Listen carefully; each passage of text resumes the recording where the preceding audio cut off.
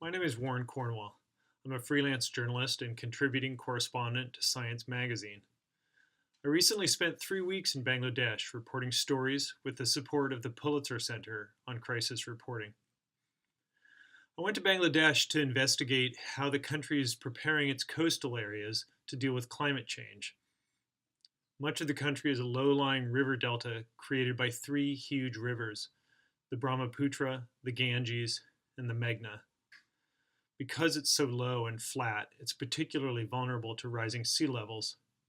It's also in the path of cyclones coming from the Bay of Bengal. There are concerns these storms and the floods they cause will get more intense as the climate changes. A lot has been written about how Bangladesh is trying to adapt to a changing climate. I wanted to get a close look at how these strategies are playing out on the ground. During my research, I became particularly interested in the fate of the polders. Polders are this vast system of embankments built half a century ago along a lot of the Bangladeshi coast. These walls of earth are designed to shield farmland from flooding by high tides. They create what are essentially artificial islands surrounded by coastal rivers. These islands, or polders, can be huge, 80 square kilometers or more. Millions of Bangladeshi farmers live in these polders, and there's a lot of concern that they're in danger of catastrophic flooding as seas rise and storm surges grow more intense. In fact, some polders are already coping with major flooding. But what really caught my interest is that there's disagreement over the best way to adapt these polders to deal with the problem. Some people fear that solutions could make things even worse. And to top it off, a lot of the flooding problems are partly a result of the very walls that were meant to stop the water in the first place.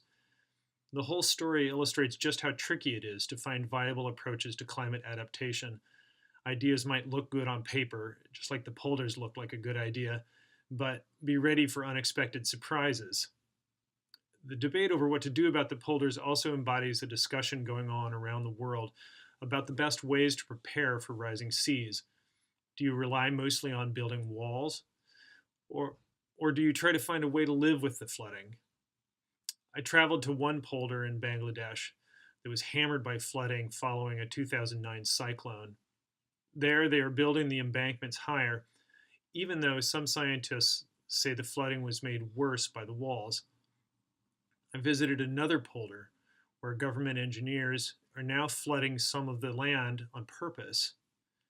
They hope this will actually reduce chronic flooding in nearby areas.